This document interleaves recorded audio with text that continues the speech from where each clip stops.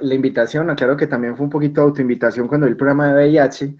Yo tenía mucho interés en que esta conferencia, pues, como la habíamos presentado en el coloquio de VIH que hicimos ya hace un tiempo, cuando todavía no se podía ver presencial, pensábamos pues que valía la pena recopilar esta conferencia. La idea entonces con esto es que básicamente vamos a hablar de dos temas que son dos temas fundamentales para entender el contexto de lo que ustedes van a ver durante más o menos unas 5 o 6 conferencias. Entonces, a medida que vayamos avanzando, vamos a hacer algunas conexiones con los temas que ustedes van a ver durante este ciclo. Y la importancia de esto es poder entender por qué el VIH es un virus tan peculiar y una pandemia tan peculiar en el contexto histórico y hasta el momento de la llegada del SARS-2 era nuestra pandemia, era la pandemia de nuestra generación. Obviamente con un sentido muy diferente a como son las pandemias por virus respiratorios, y vamos a hablar también un poquito de eso. Entonces, primero una recomendación fuerte de literatura es este libro del doctor Orlando Mejía Rivera, La Casa Rosada. Es un libro claramente inspirado por la pandemia de VIH. El libro se consigue con la edición del 20 de agosto de 1997 y como muchos de los libros del profe Mejía son duros de conseguir. En este caso, la edición original pues ya es una cosa, un objeto de colección. Felizmente el profe Mejía accedió a que el libro lo editaran en Amazon y está como versión digital y es ampliamente recomendado. Es un libro de ciencia ficción también de todo lo que estamos viendo mucho por estos tiempos de la ciencia ficción distópica, obviamente muy inspirado en la realidad que vemos a nuestro alrededor. Acuérdense que todo lo distópico está tratando de hacer una mirada a cómo sería la realidad bajo ciertos cambios drásticos en aspectos claves puede ser de las libertades, de la relación entre el hombre y la máquina, o de la realidad biológica del hombre, como en el caso de las distopias que tienen que ver con pandemia. Este es una novela muy interesante porque logra mostrar una realidad externa a lo que de alguna forma sería esa pandemia. Entonces, en vez de hacer una obra así pues gigantesca como sería una obra de ciencia ficción como Dune, por ejemplo, en varios tomos, lo que hace es que a través de un lugar de reclusión, que sería como una especie de sanatorio, se explora a través de la psique de los pacientes que están allí en esta casa rosada, que es como una suerte de sanatorio. Se habla como de una forma kafkiana de una extraña y estigmatizante y letal enfermedad. En ese sentido, no se define muy claramente que sea el VIH, ni mucho menos, pero obviamente en el contexto que ocurre esto, pues permitiría hacer algunas inferencias, o por lo menos de trasladar la enfermedad a nuestra realidad. Se considera un clásico de la literatura universitaria y es de hecho un relato muy interesante para los estudiantes de medicina, porque es el relato a través de un médico, en este caso un médico psiquiatra, que es el doctor Fandiño, del cual hablaremos en la última diapositiva, hablaremos algunas cosillas de él, y es el relato muy íntimo de él, de su relación con los pacientes, de cómo los ve deteriorarse, y de esta Casa Rosada en un contexto mucho más amplio, pues está en una realidad bastante compleja, que no creo que se aleje mucho de algunas de las cosas que vamos a ver en los próximos años. Entonces, creo que esta lectura le da mucho sal y pimienta a estos días que ustedes van a estar analizando VIH. Me parecería una lectura como muy interesante para que la tengan allí al lado del nochero. Yendo a otras expresiones artísticas, voy a hacer la claridad de que no vamos a ser exhaustivos, vamos a mostrar todas las relaciones del arte y el VIH. Esta conferencia es muy personal en el sentido de que les voy a hablar casi que cherry picked, o sea, por selección mía, de algunas cosas artísticas que creo que tienen mucha relación con la pandemia. Y este es una de los, ya no lo muestro tanto o completo, este es uno de los fotoreportajes bien interesantes que nos muestra cómo es el VIH contemporáneo. Los que estuvieron en mi curso de parasitología en la Universidad de Caldas hablábamos de esto cuando hablábamos de toxoplasmosis. Y muestra la historia de esta adicta, de esta joven adicta Julie, en toda la zona del área de la bahía de San Francisco, y en las zonas de California. Obviamente pues no ahí en Silicon Valley, sino pues en todas las zonas deprimidas. Ella está allá entonces viviendo su vida, una vida muy complicada, Y esta fotoperiodista, Darcy Padilla, ella hace fotos para algunos de los medios de prensa más importantes de Estados Unidos. Ella tiene una metodología bien peculiar, es que se va a estas comunidades de riesgo, convive con ellas durante un tiempo, y allí en este proceso de convivencia va relatando su historia a través de fotos. Entonces ha estado en la prisión de San Quintín, ha estado también con pacientes con VIH en otras comunidades marginales, y en una de estas exploraciones estuvo con Julie, que muestra pues la historia. Ella está cuadrada con un vendedor de drogas de allí de Estados Unidos, y la vida de ellos es muy tenaz porque ella ya ha tenido varios embarazos, ha estado muchas veces cubierta por todos estos procesos de asistencia social que se han ido acabando en Estados Unidos, y en ese proceso de ser drogadicta, de no asistir al colegio, haberse ido a la casa desde los 15 años, contrajo VIH. El problema es que contrajo VIH con un niño en brazos y con un embarazo en curso, ¿sí? Entonces, obviamente, ahí se activan todas las medidas que se hacen pues en salud pública para evitar el contagio perinatal, y finalmente pues ella logra dar a luz a una niña sana, y empieza el proceso pues de ser madre con una niña en brazos y con una niña en crianza. Aquí vemos pues cómo le muestran los resultados de las ecografías durante el embarazo. Y ya años más adelante va mostrando el deterioro de ella a medida que el VIH va haciendo mella. Hay que recordar que estos son historias de hace 10 años apenas. O sea, en la realidad del VIH, como la muestra muchas veces el cine antes de la terapia antirretroviral, era muy cruel, pero lo que vemos, por ejemplo, con pacientes difíciles como pacientes habitantes de calle, algunos inmigrantes venezolanos que hemos tenido aquí en la ciudad sin tratamiento, han tenido ya casos muy dramáticos de esto. Muestra entonces cómo esta chica tiene que tomarse 35 píldoras al día, y vamos a ver precisamente cómo una de las evoluciones interesantes en la terapia es simplificar la terapia farmacológica de esta y otras enfermedades crónicas como la tuberculosis. Ellos viven en un tráiler a las afueras de las ciudades de allí, del área de la bahía, porque obviamente no tienen plata para vivir en la ciudad, no hay agua ni electricidad, y están a 20 millas de la ciudad más cercana. Y aquí ya se va viendo el deterioro progresivo de ella a medida que la enfermedad va tomando curso. El esposo menciona en la crónica, la noche anterior ella pensó que había un perro en la habitación y que estaba hablando con alguien que no estaba allí. No estoy preparado para esto. Cada vez que me voy de la habitación me empiezo a quebrar, pero tengo un bebé y no lo puedo hacer. Esto muestra las manifestaciones neurológicas asociadas al VIH, probablemente también toxoplasmosis. Por eso es que yo muestro esto en la clase, para mostrar precisamente cómo estos pacientes con VIH tienen unas alteraciones psiquiátricas importantes al final de su vida.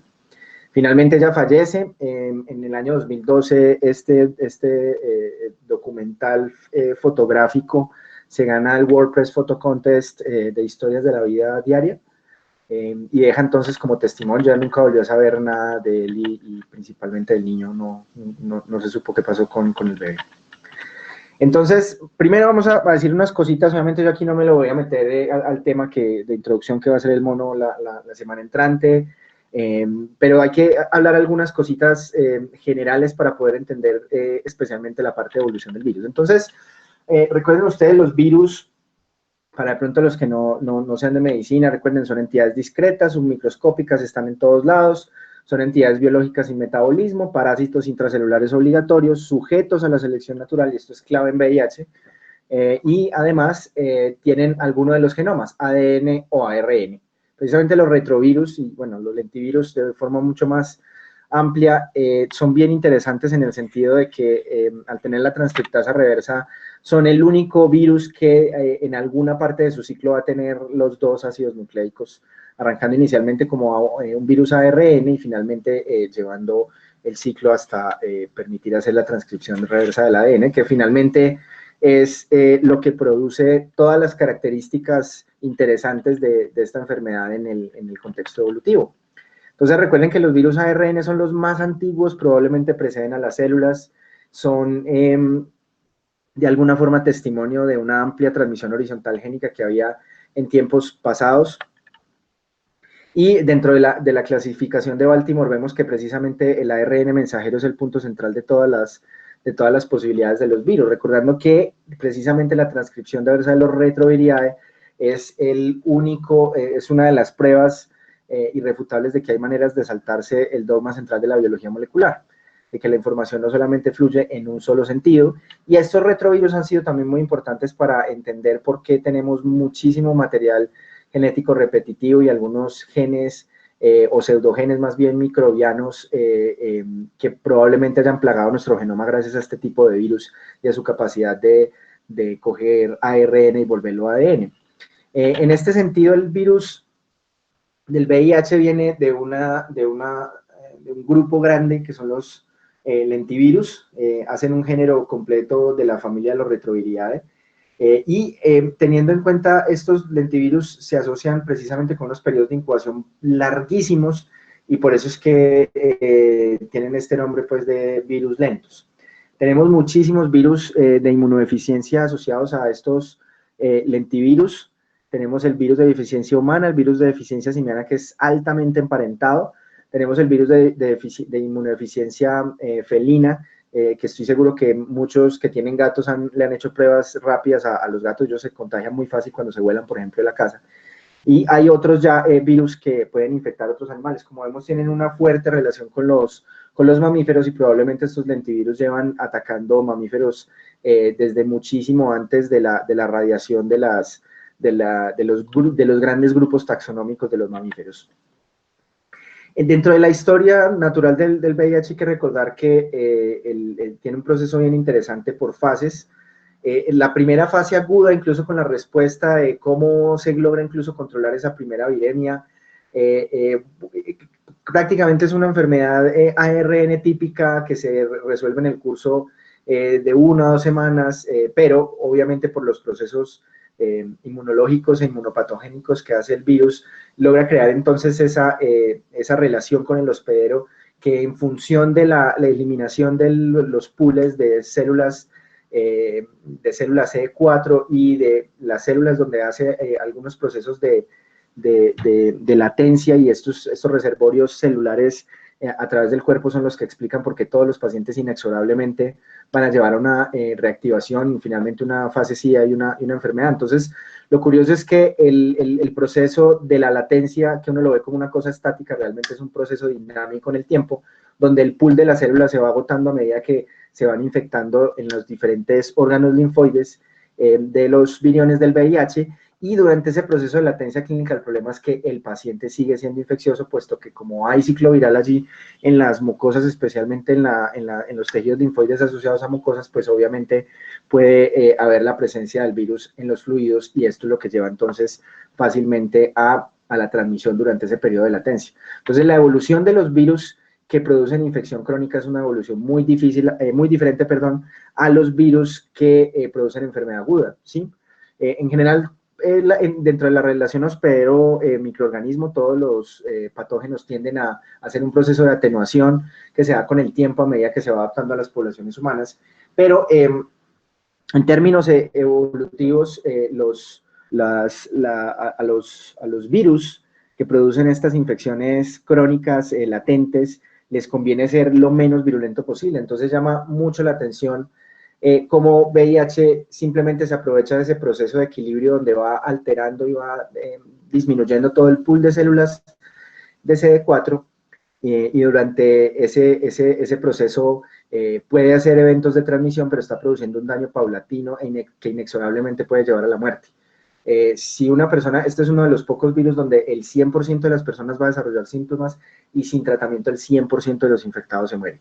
Y es precisamente por ese proceso que hace larvado dentro de nuestro organismo y que hace parte del proceso evolutivo de los patógenos crónicos, ¿sí? Este es un proceso también muy parecido al que en otro grupo de microorganismos hacen, por ejemplo, las micobacterias. Miren que Mycobacterium tuberculosis le puede uno dar una enfermedad aguda al inicio, claro está, y por eso utilizamos la vacuna BCG para proteger a los neonatos, y algunos pacientes pueden tener una neumonía muy parecida a una neumonía adquirida en la comunidad como una tuberculosis, pero realmente después de ese evento inicial de contacto y de infección, generalmente va a haber un fuerte periodo de latencia ¿sí? Y después ya puede haber entonces una reactivación del mismo que puede llevar a la muerte. Entonces, todos estos patógenos que pueden hacer este proceso crónico van a caer en 3 posibles patrones. Un artículo muy recomendado de la revista Nature precisamente sobre la evolución de los microorganismos que producen infección crónica. Entonces, está el contacto, dentro del continuum contacto, infección, enfermedad. Allí entonces, en esa adquisición de ese contacto y en esa primer expresión con ese microorganismo, puede haber transmisión del mismo y obviamente, por ejemplo, en el caso de un síndrome retroviral agudo, apenas me devuelvo a la gráfica pasada, ven ustedes que en el síndrome retroviral agudo el paciente tiene una altísima carga viral y obviamente en este periodo es altamente probable que le pueda pasar la enfermedad a otra persona. Entonces, esto ocurre en todas estas enfermedades crónicas, lo que vemos aquí precisamente. Si no se desarrolla inmunidad, el problema es que en ningún ser humano se desarrolla inmunidad contra el VIH. Hay un control paulatino y eso les va a comentar Juan David, y cuando se discuta en las clases toda la parte clínica van a ver ustedes cómo se logra ese set point gracias a un control inicial, pero que es un control que no logra la eliminación del virus y que finalmente va a llevar a la muerte. Entonces, no se desarrolla inmunidad, pues hay algunos pacientes que pueden hacer una progresión rápida, aunque no es lo común en VIH, la mayoría van a hacer un curso de latencia prolongada y finalmente de expresión de enfermedad varios años después. Y si se da la inmunidad, en este caso nunca hay la esterilización, o por lo menos no se conocen los mecanismos si existe. Y después de que no hay esa esterilización, hay la persistencia del microorganismo y aquí es donde vienen los posibles patrones. Hay unos que hacen una enfermedad progresiva, una enfermedad progresiva o estable en el tiempo. Otros, por ejemplo, pueden ser los que se logran meter en un sitio privilegiado, como son, por ejemplo, los virus herpes que logran llegar al sistema nervioso y ahí en los ganglios pues van a quedar allí guardados y su expresión patogénica en ocasiones posteriores es casi que estocástica y a través de desencadenantes no muy bien definidos. Y están los clase 3 que a medida que se va disminuyendo la inmunidad de ellos va haciendo una infección progresiva en función de la pérdida de la inmunidad. Entonces la tuberculosis es, por ejemplo, un clase 1, mientras que el VIH todavía se discute si puede ser un clase 1 o un clase 3. Miren ustedes cómo hace este periodo de latencia muy prolongado y después hace ya entonces la expresión de la enfermedad. No me voy a detener mucho acá, pero una de las cosas más interesantes del ciclo de vida del VIH es que todo el entendimiento del VIH, de todo su ciclo, de cómo hace el proceso de transcripción inversa, de cómo se involucra en el núcleo, de cómo es el proceso de producción de esa primera proteína, de cómo se debe partir por ciertas proteasas y después de la acción del ensamblaje. Lo chévere es que en casi todos esos puntos del ciclo se han inventado diferentes medicamentos para poder combatir el virus. Entonces, ha habido un aumento paulatino en el entendimiento de la enfermedad y con esto un aumento paulatino en el arsenal que ha permitido crear un estado muy interesante con la pandemia, que eso lo hablaremos al final de la clase, y es que sin tener una cura ni tener una vacuna, gracias a comprender el ciclo viral y a lograr desarrollar todos estos medicamentos, se ha logrado controlar de alguna forma la expansión de la pandemia en las poblaciones humanas. Hay que recordar además que en este proceso vamos a estar siempre peleando en contra con el virus. Desde el punto de vista evolutivo, recuerden ustedes que los virus ARN son algunos de los virus que más mutan con respecto a los virus, por ejemplo, de ADN. Estos virus ARN y esa tasa de mutación tan elevada que presentan se ve opacado con lo que es capaz de hacer el VIH. Hay que recordar que dentro de los virus ARN, que más o menos van a ser una mutación cada 10.000 o cada 1.000 pares de bases, entonces si tenemos un genoma entre 20.000 y 60.000, como es el genoma del VIH, pues vamos a tener una mutación más o menos por genoma de 1 a 4 o 5 mutaciones por genoma. Pero esto se ve opacado con lo que pueden hacer algunos virus que tienen una capacidad aumentada de recombinación.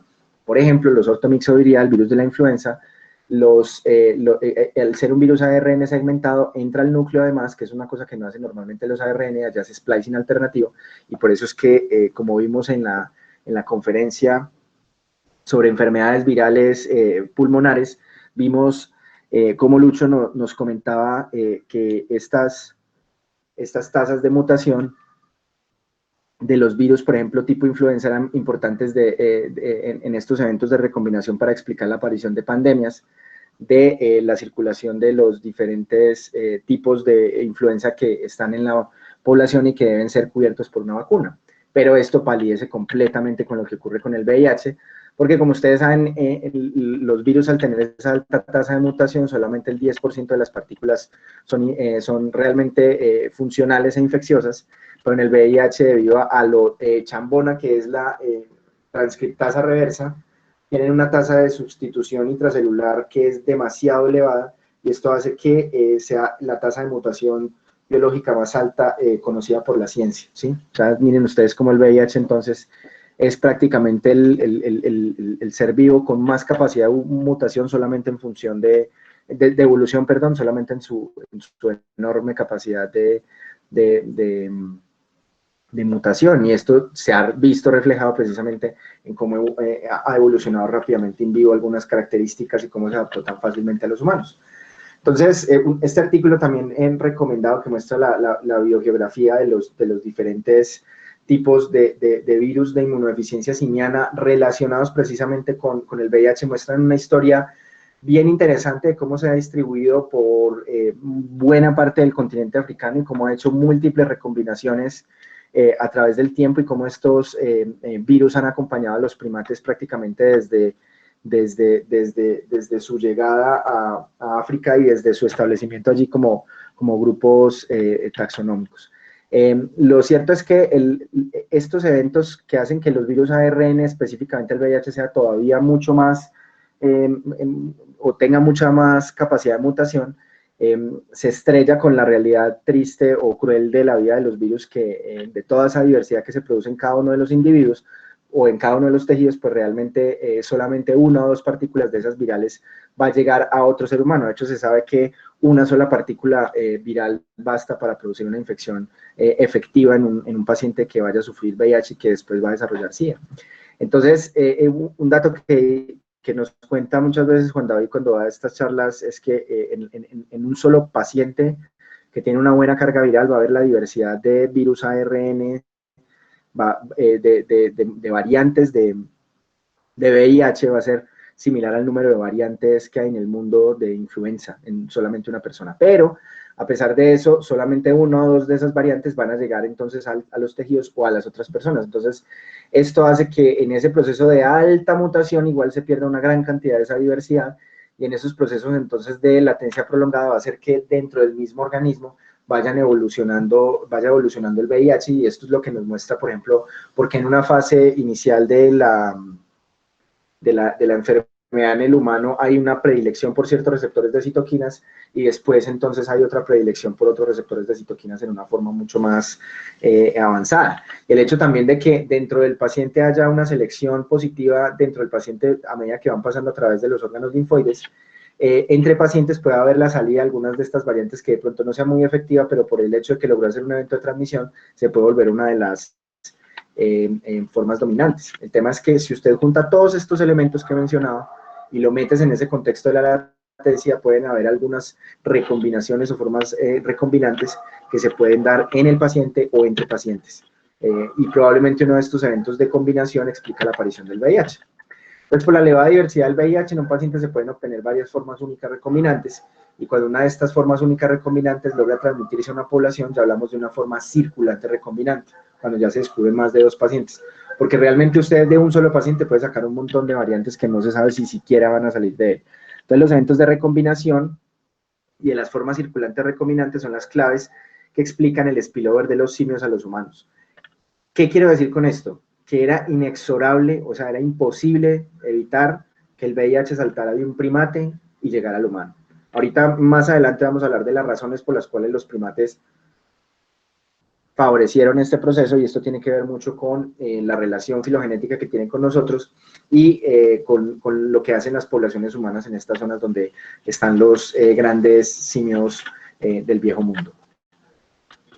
Entonces, precisamente lo que obtenemos es que muchas veces se pueden dar recombinaciones de formas resistentes entre pacientes de estas formas recombinantes que están en las poblaciones, y ahí es donde pueden salir entonces formas recombinantes con doble resistencia. Esto puede ser un problema emergente, y esto explica de que deberíamos tratar de tener la mayor cantidad de pacientes VIH en terapia para disminuir los eventos de transmisión y evitar la probabilidad de que hayan recombinaciones que lleven a los fallos de la terapia a mediano o largo plazo. Esto es una cosa que estamos viendo en bacterias, pero pues acá también puede ser un evento importante, teniendo en cuenta que los países que tienen más de 3% de los genomas con elementos de resistencia ya tenemos que empezar a vigilar la resistencia de forma sistemática como lo hacemos con las bacterias.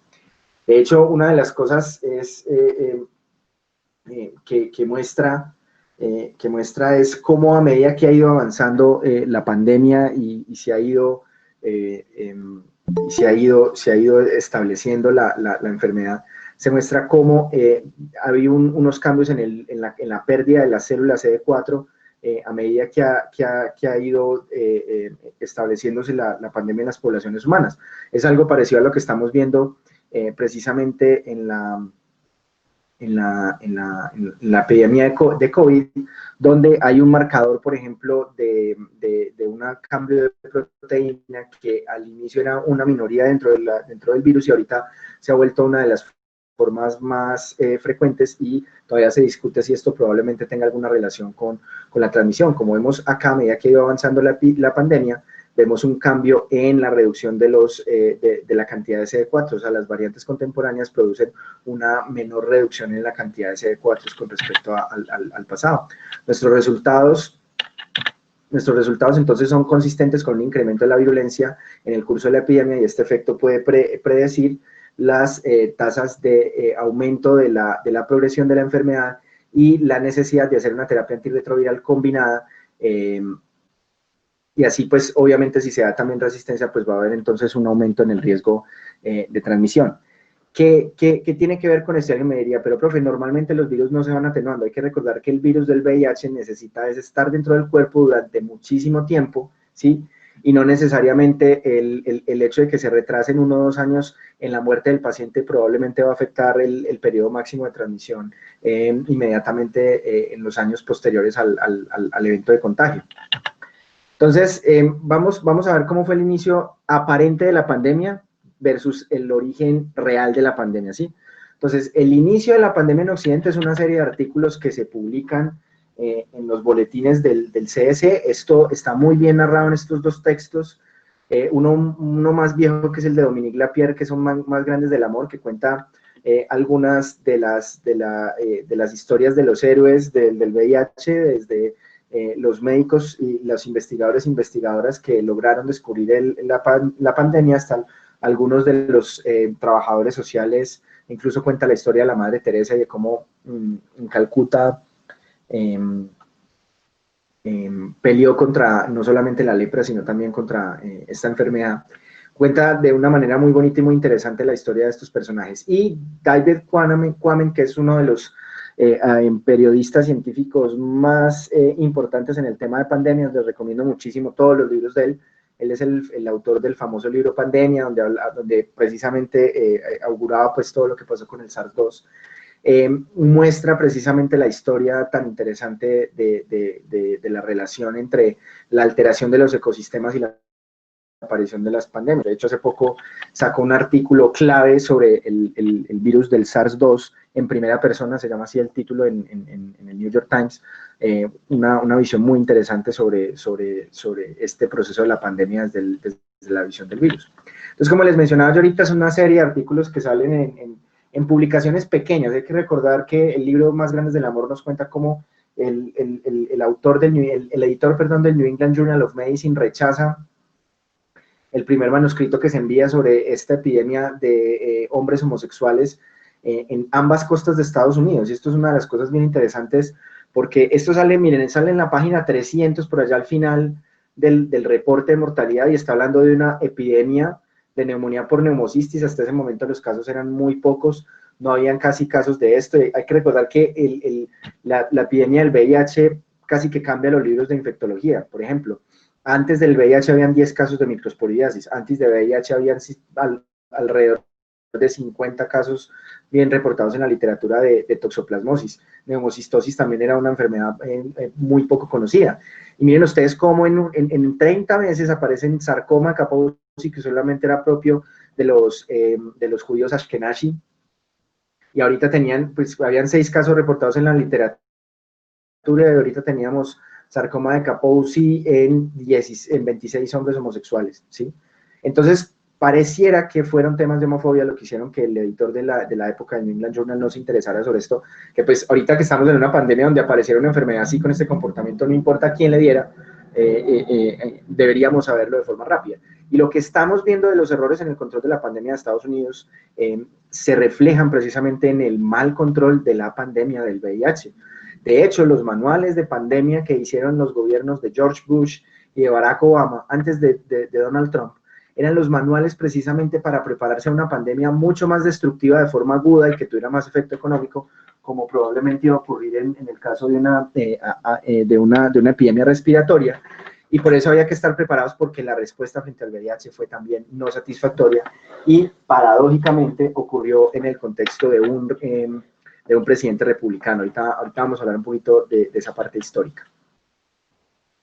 Como ven ustedes, entonces, los pacientes podían tener lesiones cutáneas, linfadenopatías, lesiones en la mucosa oral, pérdida de peso, y estos, hay que recordar que este es prácticamente el estigma o la forma en que los pacientes de VIH se percibían por el arte, por las series de televisión y por la población, y por eso, de una forma muy acertada, en otro gran libro sobre el VIH, el doctor Orlando Mejía, en el libro Ética y SIDA, nos plantea de forma muy clara que los pacientes con VIH son los leprosos del siglo XXI, o por lo menos del inicio del siglo XXI. Eso obviamente, como vamos a ver, ha cambiado bastante. Ya después le empiezan a poner cuidado ya la cosa, ya vemos que ha pasado pues unos años ha pasado unos meses, perdón, desde esa publicación inicial, y hablan acá entonces de neumonía por neumocistis carini y candidiasis mucocutánea, recordando que la candidiasis mucocutánea grave era rara, sí, solamente se dan algunos pacientes con leucemia, en hombres homosexuales previamente sanos. Miren ustedes, no me voy a detener mucho acá, pero miren ustedes los niveles de CD4 de esos pacientes. Tenemos 4 pacientes. En ese entonces los CD4 se les llamaban las células T1, y esas células T1, miren ustedes los porcentajes, y miren ustedes lo normal, la normalidad cuánto sería, 71%, y miren que todos tenían linfopenia relacionada con esa vía precisamente de los que ahorita conocemos como CD4. La enfermedad empezó a causar estigma. Esto es precisamente lo que les quería mostrar de por qué el sarcoma de Kaposi se volvió como esa representación estigmatizante de los pacientes con VIH. Lo cierto es que la prensa de la época no envejeció muy bien en cómo trataba la pandemia. Hay que recordar que como era una epidemia de marginales, ¿sí? de adictos a la heroína, como lo veremos ahora, de homosexuales y de todas estas comunidades que normalmente viven en estas partes de Estados Unidos, de las comunas en toda la bahía de San Francisco. Vemos entonces que había una estima muy fuerte. Miren ustedes algunas de los titulares, por ejemplo, Gran Bretaña estaba amenazada por la peste gay, ¿sí? En ese momento sería absolutamente impensable que un medio de prensa serio sacara un titular de esta forma. Lo cierto es que si bien en algunas partes del mundo se tomaba a través de la prensa y se estigmatizaban a todos estos enfermos, lo cierto es que los grandes medios de Estados Unidos lo que hicieron fue tratar de ignorar el problema. Hay un dato que le escuché yo al doctor Fauci hablando precisamente de estos temas, que es un dato bien dramático. El presidente de la época en Estados Unidos era Ronald Reagan, otro republicano. Ronald Reagan vino a mencionar la palabra VIH-Sida en un discurso presidencial 3 años después de haber iniciado la pandemia. Eso nos habla precisamente de los procesos de negación que muchas veces hacen los políticos y que realmente nos llevan a grandes problemas de salud pública. No estamos diciendo que la epidemia pudiera haber sido controlada, pero probablemente se hubiera disminuido el número de muertes y el dolor asociado al estigma de toda la comunidad gay. No hay mejor representación que esta foto, que es la muerte de David Kirby. David Kirby era un activista de los derechos de los gays homosexuales. Él fue el que empezó a mostrar que los pacientes con VIH no eran leprosos. Él hacía campañas de abrazar a un enfermo con VIH, demostrando que la transmisión no era aerobia, que el virus no se había vuelto aerobio y de que no había transmisión por contacto pues simplemente directo con las personas. Esta foto que sale en la revista Life y que precisamente permite empezar a hablar de la epidemia, miren ustedes acá, cómo habla de nadie está a salvo del virus del VIH. Esta foto realmente cambió entonces la percepción de la pandemia, y de hecho aquí tenemos la versión que sacó United Colors of Benetton, utilizando la foto con una reconstrucción a color que hizo de la tragedia para vender ropa. Uno de los temas centrales para entender la epidemia, ya no en el contexto de los pacientes VIH, sino en el contexto de los consumidores de heroína, es la película Trainspotting. La parte 2 ya también salió hace aproximadamente unos 3 años, las dos son excelentes películas. La historia es basada en una novela de un autor que en este momento se me escapa el nombre, de apellido Welch, que cuenta la historia de 5 adictos, bueno, realmente son 6 adictos de toda la zona de Escocia, en la Inglaterra de Margaret Thatcher. Hay que recordar el paralelismo tan interesante que hay entre el gobierno de Margaret Thatcher y de Ronald Reagan, y las consecuencias que eso tuvo para las artes contemporáneas. Toda la cultura toda la cultura punk, que nace en la Inglaterra de esta época, y mucho del rock, de la evolución del rock, de lo que sería el grunge y de lo que sería el metal, surge precisamente de los contextos económicos y políticos de estos dos mandatarios, de Margaret Thatcher en Inglaterra y de Ronald Reagan. Ellos abogaban por una abolición de los frenos de mano del capitalismo, una desregulación total de los mercados financieros y una alteración y reducción de todas las redes de trabajo social y de ayudas sociales a las poblaciones desfavorecidas. Eso que vimos reflejado en el primer set de fotos que les mostré de Julie, de la adicta, es precisamente algunos de los rescoldos que quedan de ese estado benefactor, y que estos presidentes que han sido generalmente capitalistas han tratado de ir erosionando, y lo han logrado. En el caso de Estados Unidos ha sido profundo algunas alteraciones en términos en salud pública.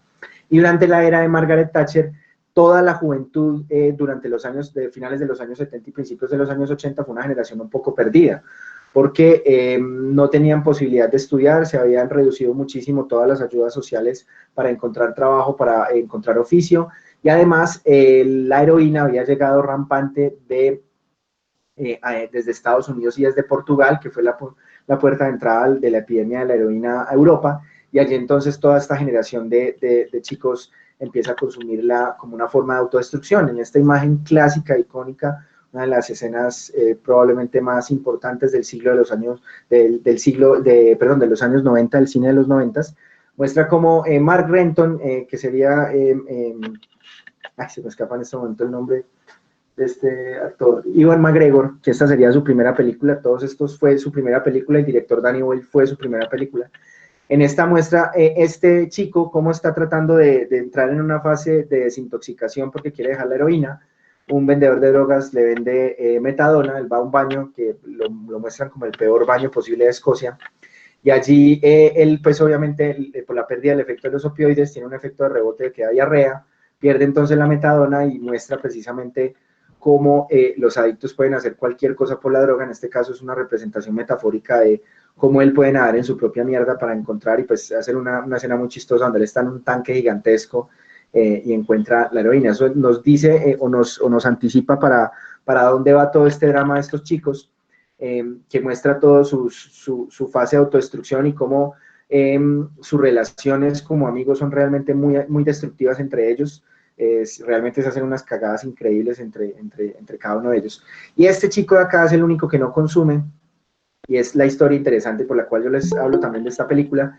Tommy era el sano del parche, solamente tomaba, no consumía heroína, y para no hacerles spoilers para los que no la han visto, este par de idiotas le hacen una gran embarrada con respecto a la novia.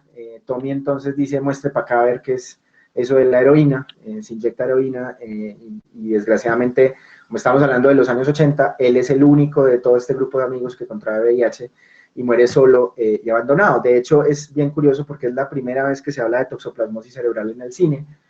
Tommy murió de toxoplasmosis cerebral porque él trató de regalarle un gato a la novia para reconciliarse, y la novia le devolvió el gatico, y el gatico entonces ahí es donde empieza pues también mucho ese mito bueno, no mito, pues también tiene mucho de realidad de la relación entre toxoplasmosis y los gatos. Este proceso de toxoplasmosis en el sistema nervioso central arranca en 1983, miren ustedes, el solo título le hizo la gravedad de las cosas. Habíamos hablado de que antes de los años 80 toxoplasmosis era una veintena de casos reportadas, más que todo en neonatos, pacientes con leucemias.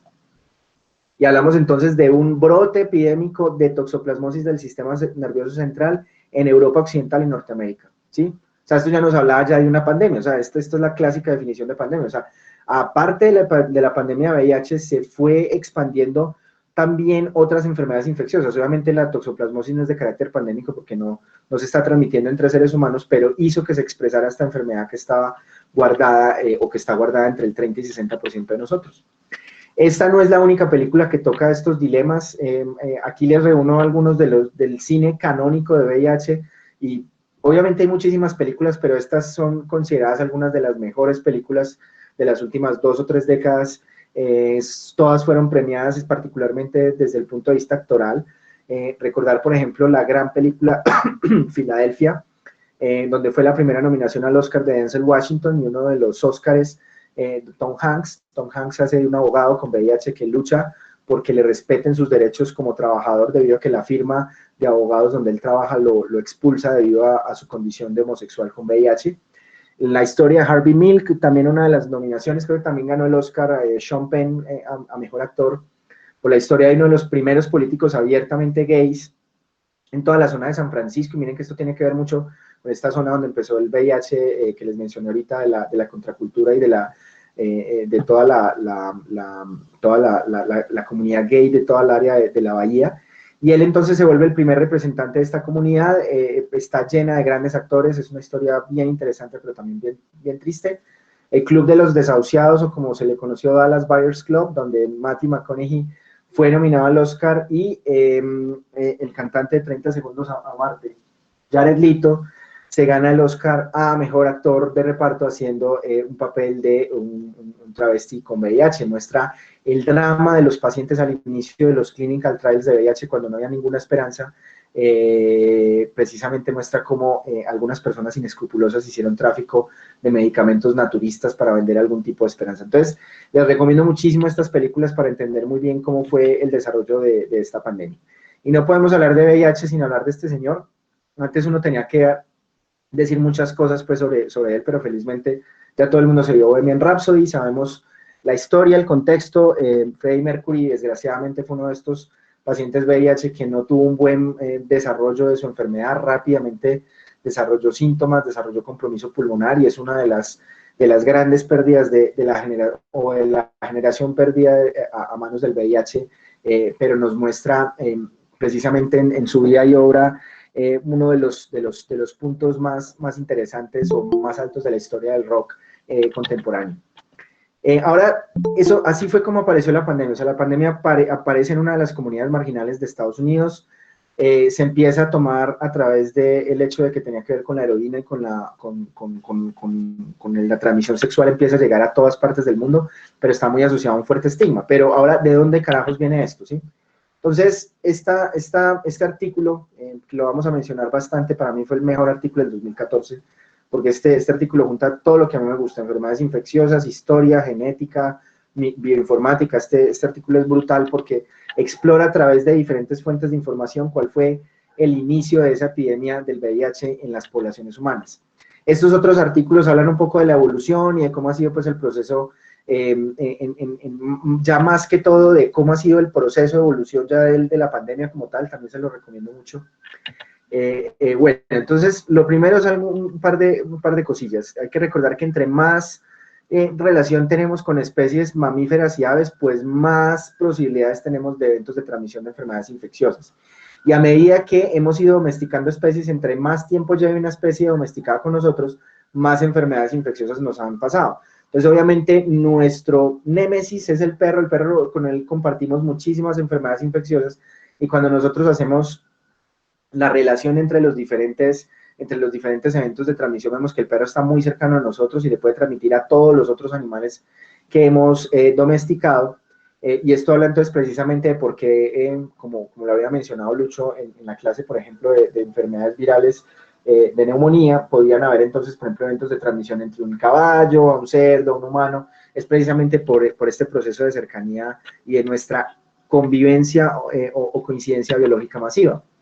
Dentro de las poblaciones humanas, cuando lo analizamos con todos los factores de riesgo como deforestación, cambios de uso de suelos, alteraciones de ecosistemas, mercados húmedos, destrucción de bosques nativos, etcétera, vemos los puntos calientes de posible evolución de enfermedades infecciosas emergentes. Aquí en estos puntos fue la evolución del ébola, aquí fue la evolución del Zika, acá en el sur de la China fue la evolución del SARS, acá en el centro de China fue la evolución del SARS-2, y acá en este punto rojo les estoy dando esta conferencia. Hay que recordar que los países tropicales que tienen todas estas alteraciones del ecosistema, y vale la pena decirlo, y es una tragedia que el fin del conflicto en Colombia trajo un problema muy serio, y es la destrucción mucho más acentuada de los bosques, porque algunas de las zonas de conflicto se han vuelto simplemente zonas a las que no podían hacerse ni actividades económicas ni nada de esto.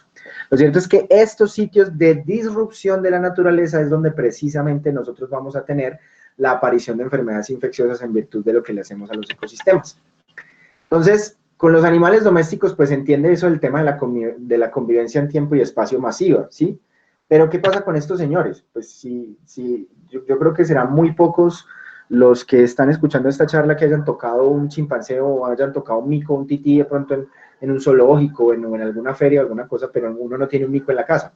Entonces la pregunta es ¿por qué carajos el VIH sale de aquí? Entonces hay que recordar que las enfermedades pueden hacer procesos primero de infecciones primarias en humanos, después algunos casos secundarios, arrancar de hacer brotes continuos hasta que ya finalmente se vuelven enfermedades antropóticas. El VIH hizo una cosa muy curiosa, y es que prácticamente hizo un salto directo al humano, y gracias a su gran capacidad de recombinación y de formas únicas y variantes genéticas, pues rápidamente se adaptó a los humanos y ya se quedó como una enfermedad antropótica pura. Eso dista un poquito con lo que hacen las otras enfermedades infecciosas. Entonces, ¿de dónde carajos viene esto? Pues lo primero, el primer dato que hay que hablar del estudio de Faria es que lo que se sabe es que el VIH ha saltado múltiples veces, o sea, el síndrome, el virus de inmunodeficiencia simiana, desde los reservorios naturales salta continuamente al humano, ¿sí? O sea, si no hubiera sido el grupo M del VIH-1, como ocurrió en ese evento singular en 1920 en República Democrática del Congo, hubiera sido algún otro de estos malditos en 1970 o 1980, porque son unos virus con alta recombinación y se aprovechan de que los grandes primates tienen un genoma prácticamente idéntico al de nosotros. Los cambios en las proteínas son mucho menores con respecto a otros animales domésticos con quien tenemos una convivencia más estrecha, pero no tenemos tanta relación. Entonces, la capacidad de adaptación de estos virus es enorme, y esto explica por qué esto no fue como un evento singular donde, hombre, qué pesar, el humano, justo el único virus posible, hizo el salto al humano y produjo esta epidemia, sino que realmente tenemos un reservorio masivo donde estos virus se están recombinando de forma continua, y si no hubiera pasado ahora la pandemia del VIH, hubiera sido prácticamente inevitable. El rango de tiempo que tenemos y la localización geográfica, gracias a estudios de bioinformática, analizar la distancia entre las mutaciones, habla que el evento de transmisión inicial o fundacional del grupo M del VIH-1 ocurre entre el año 1909 y 1930, el año más probable siendo 1920 en República Democrática del Congo, en lo que antes se conocía como Kinshasa, en su capital. Entonces, un poquito de historia, porque hay que recordar cómo era todo este pedo del África subsahariana, especialmente del Congo belga. Entonces, antes de 1908, era propiedad del rey Leopoldo II de Bélgica. Tras presiones de la prensa, o sea, la prensa empezó a ir al Congo belga y ver cómo estos belgas, tan buena gentes que se ven ahora, como estos belgas eran absolutamente crueles, pero una crueldad sádica de realmente de película distópica, de cosas de tortura y de asesinatos impresionantes. Entonces, la presión del cuarto poder hizo que entonces, de alguna forma, al ver los cambios y al ver la percepción de la gente de sus propios súbditos en el país donde sí en la parte pues del país donde sí le pagaban impuestos, hizo que entonces se hicieran cambios y se liberara y se dejara como una especie o una suerte de protectorado.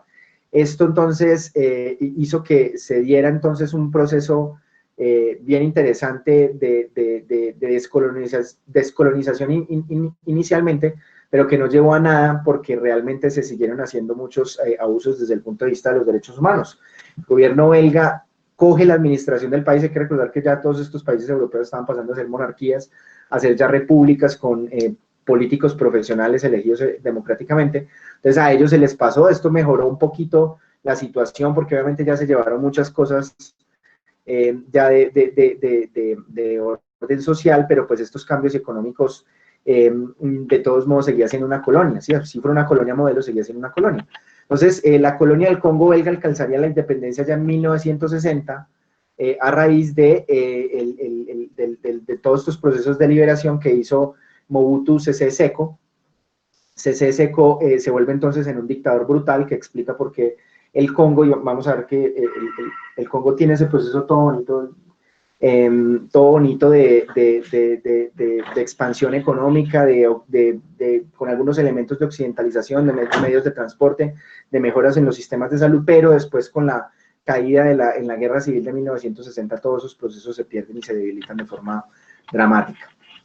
Acá tenemos entonces al rey Leopoldo, ¿sí? Y los procesos entonces de colonización y algunas de las pocas fotos donde se veían los hombres blancos belgas con los esclavos.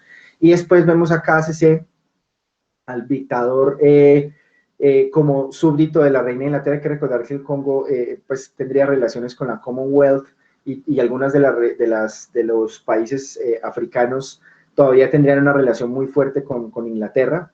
Y allí entonces este dictador pues tendría alguna relación precisamente con Occidente por la cantidad de materias primas que le daba a todas las potencias europeas.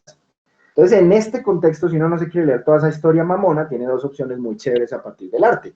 Una es leerse el libro de Joseph Conrad, que se consigue gratis en Amazon, del El corazón de las tinieblas, o la que les recomiendo yo, que es mi favorita, es verse la película Apocalypse Now, una película de Francis Ford Coppola, dicen la mejor película de guerra de la historia, y coincido, y pues creo que estas sí creo que me las he visto todas, y en esta película es muy interesante la exploración del mal o de lo que genera la guerra y de la deshumanización de la guerra y de la creación de los monstruos a través de la tortura y de la guerra, de cómo el proceso de una guerra total puede llevar a la deshumanización completa de los militares, y en el fondo de eso está también la destrucción misma del soldado.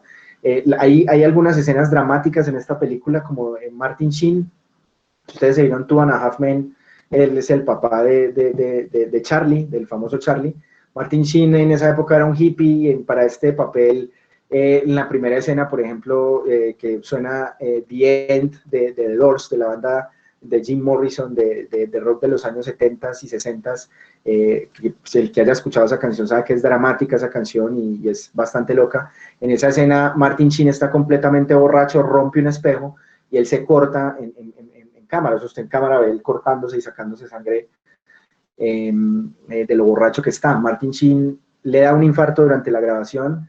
Durante esa grabación pasó de todo, o sea, como no hubo muertos no se sabe, y a pesar de eso, este señor Marlon Brando, uno de los mejores actores de la historia, hace uno de sus papeles icónicos.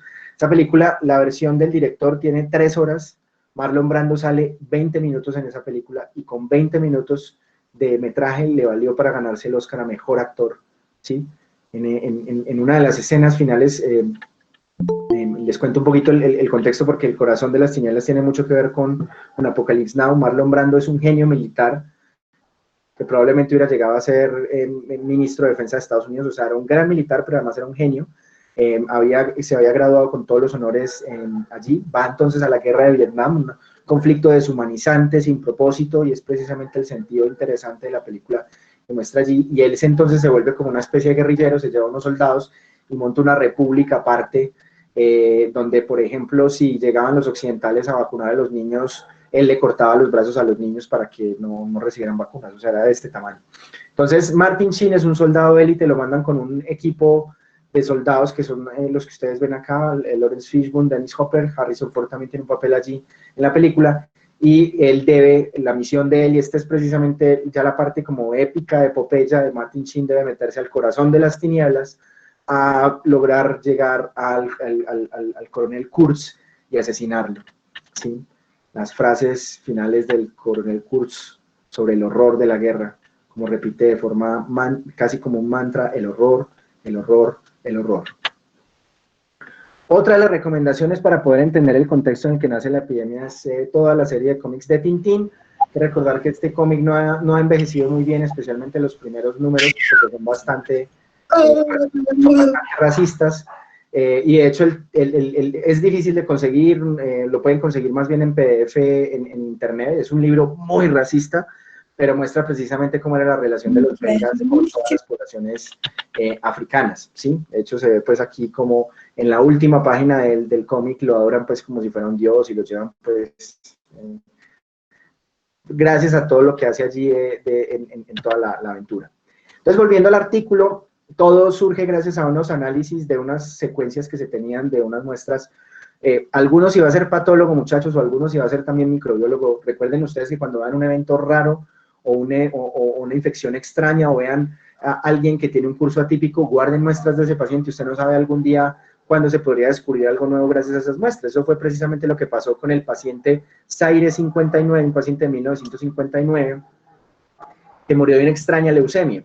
Las muestras se han guardado no solamente las Zaire 59, sino otras de toda la parte de África subsahariana que mostraban que el VIH no era un invento nuevo de 1980, sino que llevaba circulando. Entonces, gracias a estos aislamientos, se podía de todo ese mapa de aislamientos alrededor de África subsahariana, ya entre Camerún y República Democrática del Congo, pues se podría establecer cuál era probablemente el área de origen de donde salió precisamente el grupo M, que es este que ustedes ven acá, grande en rosa, y se habla entonces precisamente de ese año mágico de 1920 y ese rango de 1933 al 40 de posible origen del VIH.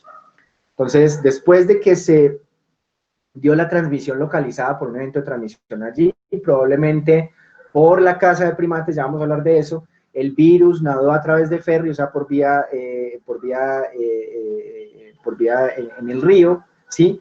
Del río Sanga como tal, pues a Kinshasa, que es la capital, o sea, de una zona alejada de Congo fue llegando a Kinshasa, y ya durante todo el periodo de la colonización alemana de Camerún, ¿sí? Los belgas eran en República Democrática del Congo y los alemanes en Camerún, ya se dio entonces por las conexiones fluviales con estos ferries, ya se dio entonces la llegada al sur de Camerún y de Kinshasa, donde entonces la explotación del caucho. El que quiera saber los horrores de la exploración del caucho, les recomiendo la obra La Vorágine de José Eustaquio Rivera, donde muestra precisamente ese problema acá en América Latina. Este es el típico cazador africano de grandes primates. Miren ustedes que acá este cazador está cazando uno de los grandes monos, en este caso un papión, un babuino, y pues obviamente la relación entre estos dos en ese proceso es bien dramática y bien sanguinaria. Estos animales se defienden, son grandes. A desprezar un animal completo, estos tienen los mismos riesgos que tiene un carnicero al desprezar un cerdo.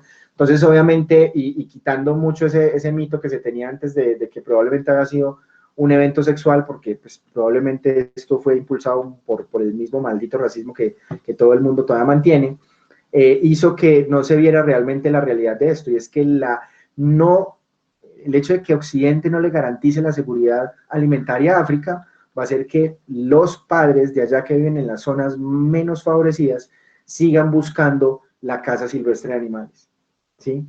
Y miren ustedes la relación de los mercados húmedos con el SARS, miren ustedes la relación de la caza de animales silvestres con el VIH. Este es el llamado más fuerte de eso. Si alguno de ustedes llega a ser algún día salubrista, es tratar de que si usted vive en una zona donde hay comunidades y esto, hay que tratar es de garantizar la seguridad alimentaria para que la gente no siga haciendo este tipo de prácticas, porque ahí siempre está la posibilidad de un origen de una pandemia. Entonces, el VIH realmente tiene varios orígenes y quiero que miren esto. Este es el grupo M, los otros grupos menores, el grupo NO y el VIH2.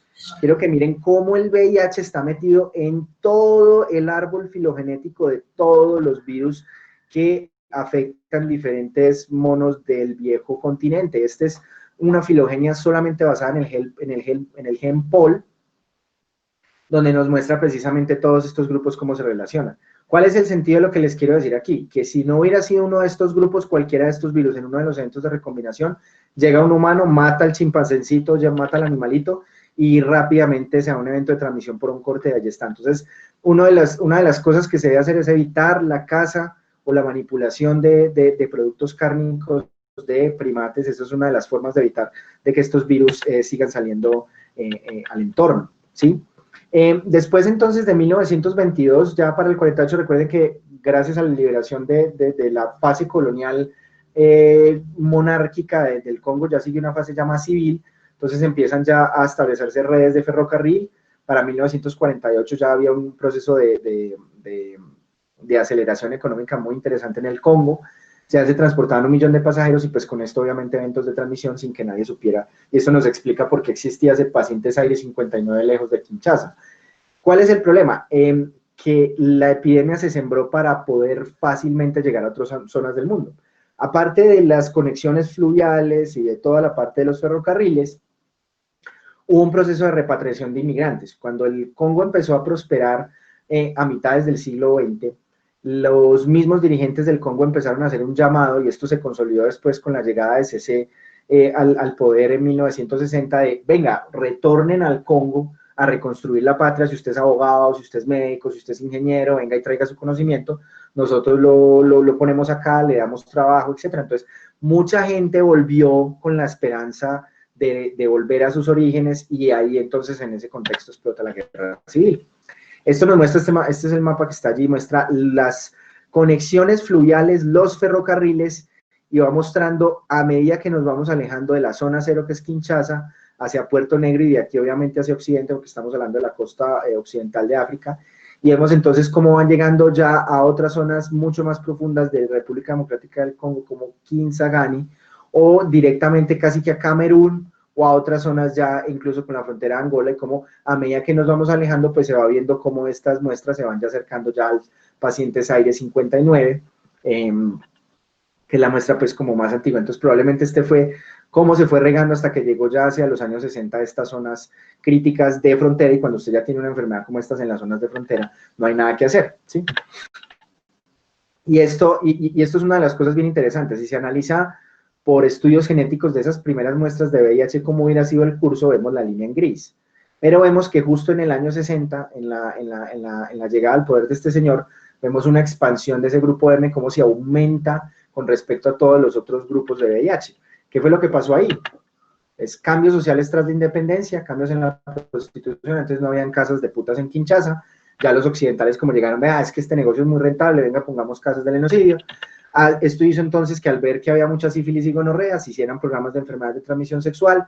Algunos políticos dijeron, echémosle serrucho a este contrato, se empezaron a utilizar agujas no estériles, y en muestras antiguas donde se había descubierto que estos programas de ETS llevaron a brotes de hepatitis C, se encontraron algunos pacientes que fueron con una gonorrea para que les pusieran una penicilina y salieron con hepatitis C y VIH al mismo tiempo. Imagínese usted esto en 1960, cuando ni siquiera se sabía que existía. La llegada entonces en Haití en 1963 del subtipo B se da por los trabajadores y profesionales que estuvieron vinculados a la independencia, porque claro, en 1960 empieza esa guerra civil tan horrible. Algunos de estos trabajadores que habían estado, por ejemplo, en Haití, se devolvieron otra vez allí y se llevaron el VIH. Y sabemos por estudios que el primer evento de transmisión de VIH fue entre un trabajador haitiano, entre un estadounidense, que probablemente fue a casas de prostitución en Haití, y ahí es donde se da entonces la conexión desde África hasta los suburbios de California, de los barrios de la comunidad gay de San Francisco. Entonces, vemos precisamente el reflejo de esto, porque una cosa, estos son los pacientes que teníamos como tal en Estados Unidos, ¿sí? De las primeras muestras, de las muestras de California, Nueva York, que fueron las primeras. Vemos un control que es precisamente la muestra del paciente africano, ¿sí? Y aquí se encuentran toda una serie de genomas de pacientes que llegaron de Haití, y estos son precisamente la siembra, cómo se dio el evento. Entonces, vemos que el primer caso en Haití probablemente llegue en 1964, hacia 1970 se establece en Centroamérica, y ya empiezan a haber entonces esos primeros casos que hace que se detecte el VIH ya como tal en 1981-83. Y este es precisamente pues el mapa. Aquí vemos precisamente la llegada a 1964-69, el establecimiento del VIH en Haití, la llegada entonces de estas personas acá y ya la expansión de la epidemia pues como tal al resto de Estados Unidos. Para acabar, algunos hitos importantes de la lucha y para ver hacia dónde vamos. El retrovirus se identificó inicialmente en 1983 y quien estaba trabajando en estos, que era Robert Gallo, se dedicó entonces a esta nueva epidemia y por eso permitió ya el descubrimiento y grandes desarrollos en lo que sería la prueba serológica del VIH en 1985. Comparen esto con la ventana temporal de SARS. SARS aparece, a las 4 semanas hay prueba ya diagnóstica, miren que aquí se demoró 2 años. Ya hay algunos tratamientos que miren ustedes que la terapia recombinante se demoró, la TAR, perdón, se demoró hasta 1997, recordando que el AZT ya estaba hacia inicios de los 90s, pero ya la terapia como tal combinada, que es la que realmente impactó esto, solamente se fue en 1997. Imaginen que todas estuviéramos en esas épocas, para nosotros poderle dar solución al SARS tendríamos una ventana de tiempo de 10 años. Para que vean ustedes cómo han avanzado estos procesos de biotecnología, que en el curso de 2 años se pueden hacer muchísimas cosas. Este es Luc Montagnier, quien gana el Premio Nobel de Medicina en 1980, en el año 2008. Luc Montagnier, hay que recordar que se ganó el Premio Nobel él solito, junto con François Barré-Sinoussi, que fue la otra investigadora que descubrió el virus en uno de los nodos, que el libro Más Grandes del Amor cuenta cómo ella se llevaba el nodo linfático desde Estados Unidos hasta el Instituto Pasteur, ahí en el avión, pues ahí en la maleta prácticamente. Ellos se ganan el Premio Nobel de Medicina porque Robert Gallo prefirió la plata. Ellos dos tuvieron una disputa bastante amarga durante bastante tiempo en quién había sido el que había descubierto el VIH. Luc Montagnier se quedó con la gloria y Robert Gallo con la maldita plata. Aquí vemos la secretaria de salud de la época de Reagan, del gobierno Reagan, de Margaret Heckler, hablando con Robert Gallo. Estamos hablando de 1984, la epidemia lleva 3 años rampante, y es aquí cuando les digo que es la primera vez que se habla de la epidemia ya como tal, y obviamente pues el premio Nobel que gana Luc Montagnier y bueno, Susi por el descubrimiento del VIH. Hay un artículo interesante sobre todo lo que ocurrió durante esta época, es este que habla en la revista Science el mismo doctor Robert Gallo en el año 2002, que es un artículo bien interesante. Las pruebas de VIH son bien bacanas. Ahorita nos encantaría tener una prueba de antígeno y anticuerpo para SARS, pero pues a esto se demoró el Instituto Biomiere más o menos 20 años. De las pruebas iniciales licenciadas de anticuerpos, que fue el ELISA de primera generación, estamos hablando de 1985, y ahorita estamos hablando ya de ELISAs de cuarta generación que tienen anticuerpos contra VIH-1, VIH-2 y el antígeno P24 contra VIH, lo cual ha disminuido el tiempo de diagnóstico de forma notable. Y si uno lee la infectología de Mandel en su edición, ya 2 ediciones atrás, en el capítulo de VIH, en la parte de diagnóstico de VIH decía: las pruebas de VIH, cuando se utilizan en el algoritmo adecuado y se utilizan de forma bien, pues se utilizan bien, es el proceso diagnóstico más perfecto inventado por el hombre, ¿sí? Y esto ocurre en un curso de apenas, desde el año 1985 hasta las pruebas rápidas de VIH, estamos hablando de un curso de apenas una veintena de años. Los antirretrovirales también el VIH es la enfermedad infecciosa con más antibióticos específicos.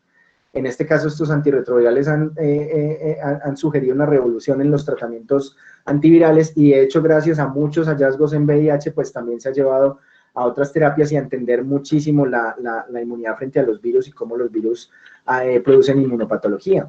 Dentro de estos medicamentos, entonces, el uso combinado es lo que trata de evitar el riesgo gracias a la resistencia, que precisamente lo que hace es que en 1995 empieza la terapia antirretroviral y vemos ese descenso tan grande de la mortalidad, y al disminuir las cargas virales y al disminuir esa carga dentro del paciente hay menos riesgo de transmisión. Entonces la terapia antirretroviral es un cambio en la historia natural del VIH desde el punto de vista poblacional. Esto es lo que está haciendo que ganemos la pelea. O sea, la prioridad debe ser identificar a todos los enfermos para lograrles dar este tratamiento para disminuir la transmisión y así acabar con la epidemia. Estos dos señores son reflejos de ello. Lástima que no tenemos aquí en la foto a Freddie Mercury, Pero Magic Johnson, que en este momento es comentarista de la NBA en ESPN, él fue uno de los primeros infectados, en ese momento estaba en el culmen de su carrera, él era el mejor jugador antes de que llegara Michael Jordan en la liga. Y aquí tenemos a Michael Stipe, el cantante de la famosa banda R.E.M. Alguno de ustedes de pronto habrá escuchado la canción Losing My Religion, la habrán cantado en el colegio. Esa canción entonces fue por esta banda y ellos dos están vivos gracias a esa terapia antirretroviral y vemos cómo el ser humano en la epidemia del VIH con respecto al resto de pandemias en la antigüedad muestra como en una sola generación, gracias a todos los avances en medicina, se puede cambiar una historia natural de una enfermedad infecciosa y de cómo su llegada pues a esto. Otro de los puntos bien interesantes es la disminución ostensible en los precios de los medicamentos y el hecho de que ya se están pudiendo hacer polipíldoras de varias medicamentos o incluso inyecciones mensuales, ya están saliendo los primeros clinical trials. Esto va a cambiar completamente la relación del paciente con los medicamentos, porque cuando hablen ustedes de toda la parte de terapia antirretroviral y de lo que debe hacer el médico general, van a ver ustedes que el tema de la adherencia y de las reacciones adversas es uno de los grandes problemas en la terapia del VIH. Esto es precisamente lo que se va a lograr, pasar de, como vimos en la historia de Julie Grissom, de Julie, de la adicta, de pasar de 35 píldoras al día solamente a una, pues es un avance bastante interesante. Así que lo más importante es llegar a tener cada vez más personas en terapia antirretroviral para lograr tener el efecto en la transmisión y en la productividad económica. Esto es un artículo muy interesante que salió en el año 2013 en el New England Journal of Medicine, como muestra en dos países que se consideraban fallidos, Ruanda y Haití, cómo se aumentó la terapia antirretroviral subvencionada además por ONGs y por la ONU, y vemos esa caída ostensible en la mortalidad de muertes relacionadas con VIH. Este es un paciente VIH positivo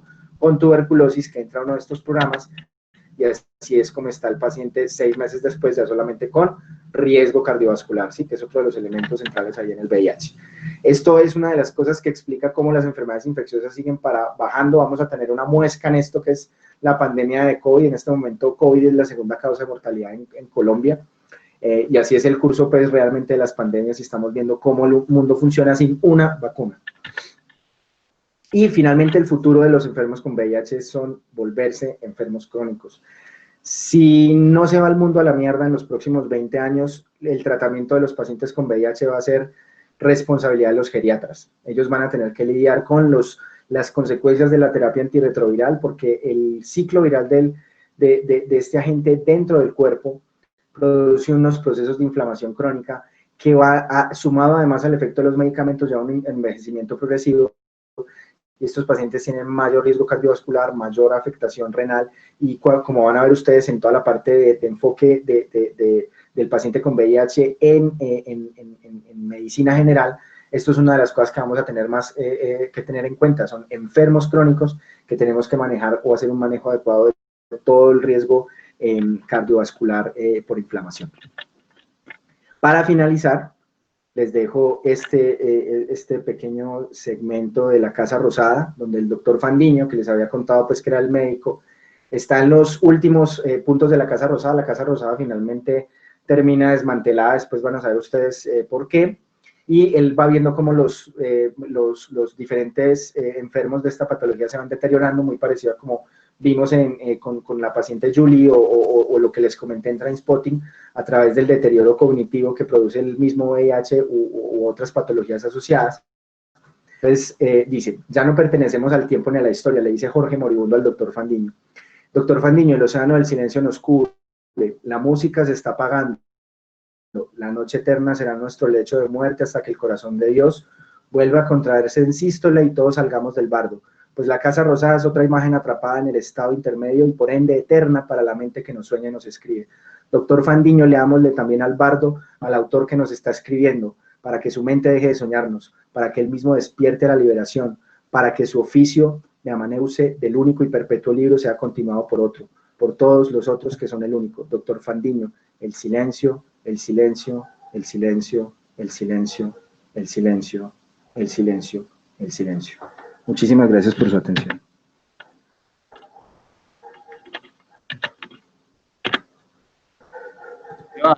Sebas, ¿ahí me escuchan?